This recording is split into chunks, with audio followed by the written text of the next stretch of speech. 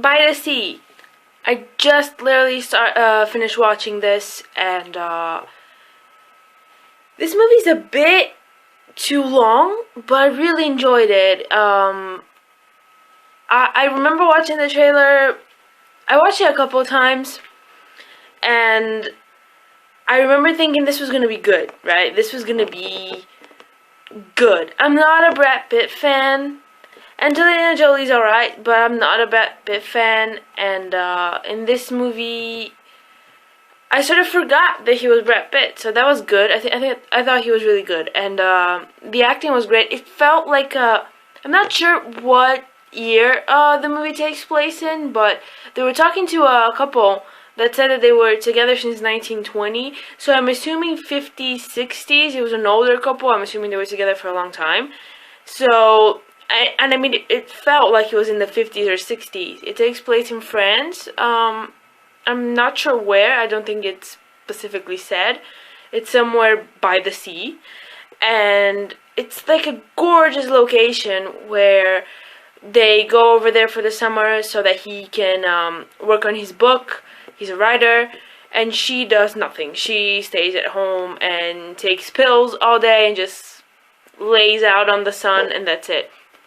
So, you know, it was a really interesting moment when he said that any writer that's worth something can write a story at that place because it's gorgeous, there's no distractions, it's very peaceful, there's not many people, and he can't write anything, so he feels like a failure, and he just gets drunk all day, and this marriage is just falling apart. They've been together for 14 years, and you sort of see why they're together, because they're both very not okay.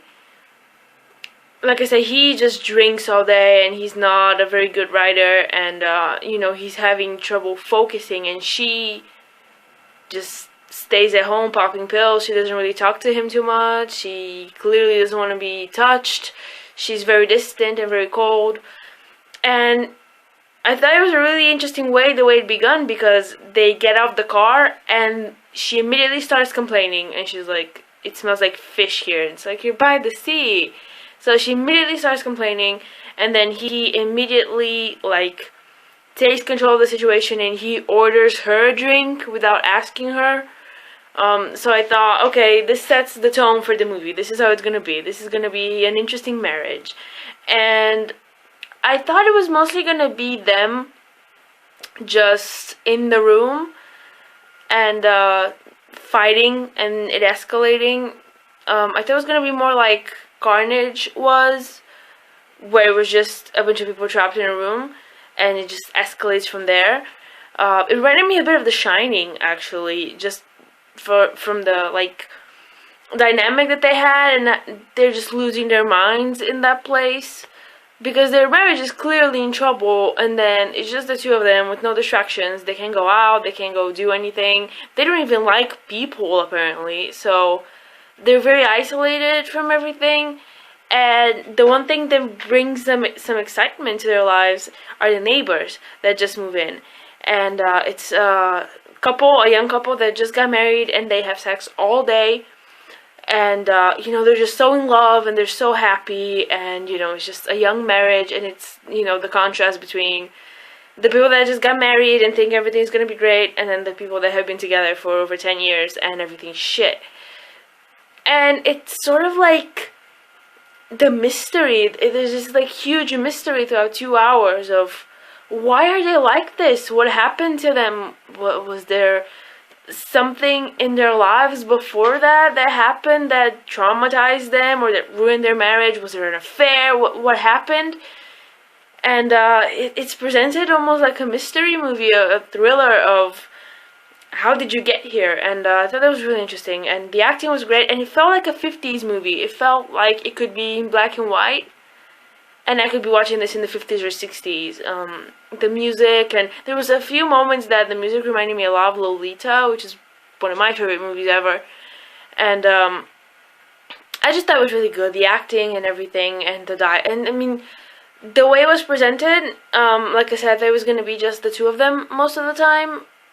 inside the room, but it actually began with us seeing more of his day and what he does, which is get drunk all day and not be able to write, and just talking to the bartender all day. Who's like the nicest man ever.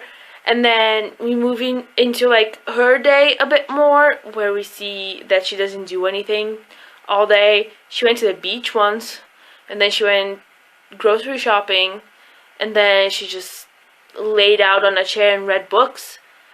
And then when the couple moves in, we get to see more of them interact.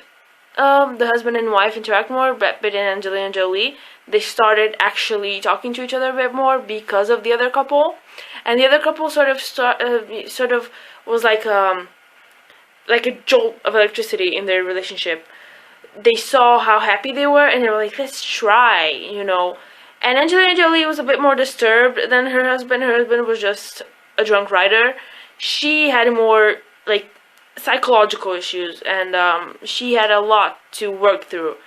And the other couple sort of served like a base. Like, let's do this. Why are they happy and we're not? We can try. We've been happy before.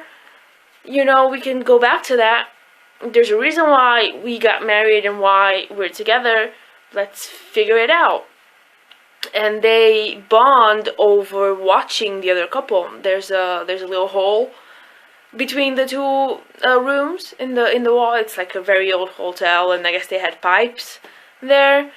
And they discover this little hole, and they start bonding over watching the other couple. And it starts off from there, and it's a very long movie. It's 2 hours, but it feels longer. There's a lot of moments that drag out, and I guess this was done intentionally to show you how boring life is. I mean, that place is gorgeous, but it's boring as shit. You have nothing to do. If you don't have something to do every day, you're gonna lose your mind. The way she didn't have anything to do, and he supposedly had to write all day, but he wasn't doing that either. He had no inspiration, and he had nothing. So you lose your mind in a place like that. Yes, it's beautiful, it's gorgeous, it's peaceful, but there's nothing to do. And the two couples, they start spending more time together to sort of not lose their minds. And I mean, it's interesting to see, because the new couple comes in and they immediately know, we should make friends with people. The new couple and the young people, they're like, we should hang out with people, right? And then Angelina Jolie and Brad Pitt are like, right, we should.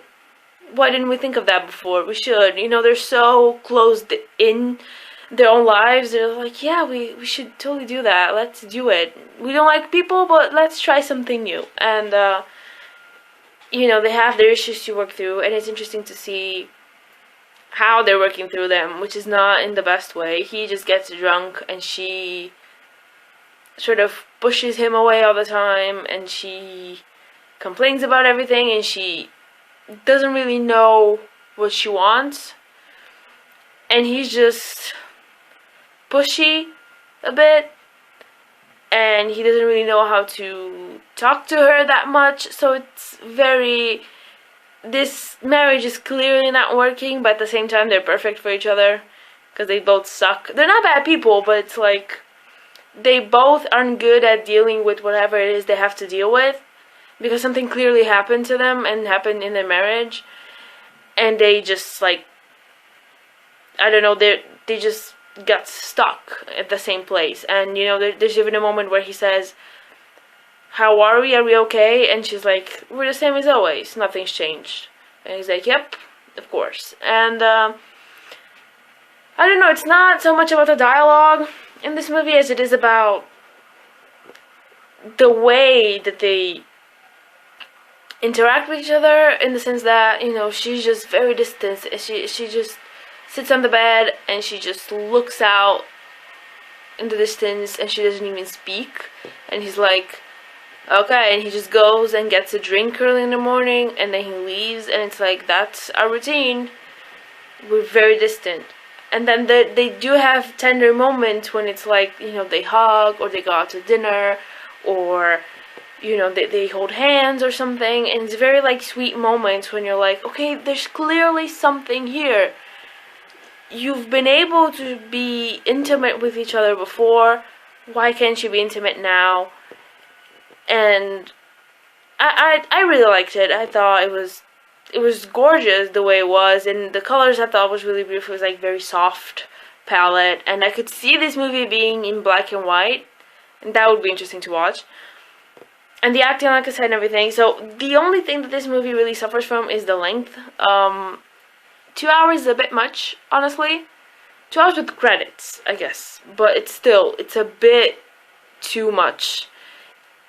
It could have been a bit shorter, like 10-15 minutes shorter. There was a lot of scenes where it was just like, okay, especially him just sitting at the bar, and it's like, yes, I know, he goes there every day and he stays there all day, and he sits there and drinks and watches other people, and he doesn't do any writing. So that has been established in multiple shots. You don't need to keep showing those to us, and I guess it's repetition to remind us how boring and how they've gotten into this routine and how boring it is. But we know, I haven't forgotten. So there's a bit of repetition like that, or her, just sitting and looking out at the ocean, which is beautiful, like gorgeous shots of the ocean, and the water is so pretty, and the cliffs, and this hotel is gorgeous itself. It's like this very old building, but it's like, okay, I've seen this. Like, can we move on with the story, because the story is actually really good. So even though there's not much there in terms of plot, it was actually very interesting, and there was a lot of awkward moments where I kept thinking something here. Like, it felt uncomfortable. Not awkward, but it felt uncomfortable. Like, when they go out to dinner with the other couple and things like that, when they interact with the other couple, I kept thinking something bad will happen. Someone is going to make a comment and something will happen. And from the beginning of the movie, I kept thinking, this movie is going to end either him, like, really hurting his wife, like beating her or raping her or something like that. Someone killing someone. I thought maybe someone's just gonna have an affair with someone else, or they're just gonna go home without having learned anything. I kept thinking of all the scenarios that this could end with, and the ending that it had was alright. It's one of the endings that I had in my head, so I was like, okay. That was an option that I was thinking about. But to me, it's not about the ending of the movie. It's more about what actually happened to them throughout the whole thing. So it's not one of those movies with like a twist or anything. It's more about the characters and what they go through. It really did remind me of The Shining, in the sense that they were just trapped there and it wasn't going well. And they just lost their damn minds. And yeah, I really enjoyed it. I wish it was a bit shorter, but other than that, very good, very good. All the scenes where they just watched the other couple, those were like very special scenes in a sense, because they're both fucked up for watching other people, but they are bonding over it, and it's like, wow, this could actually make their marriage better. And it's really interesting to see, will it make their marriage better? Will it ruin their marriage? What's gonna happen? So, I liked it. I enjoyed it. By the Sea. The title actually makes sense, which is something that doesn't always happen with movies. And, yes, I really enjoyed it. 50s movies, totally 50s.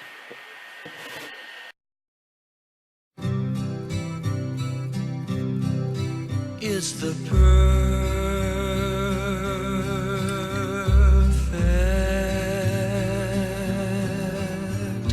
way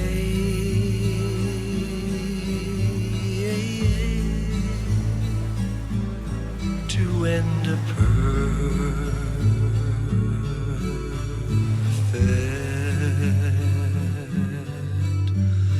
day.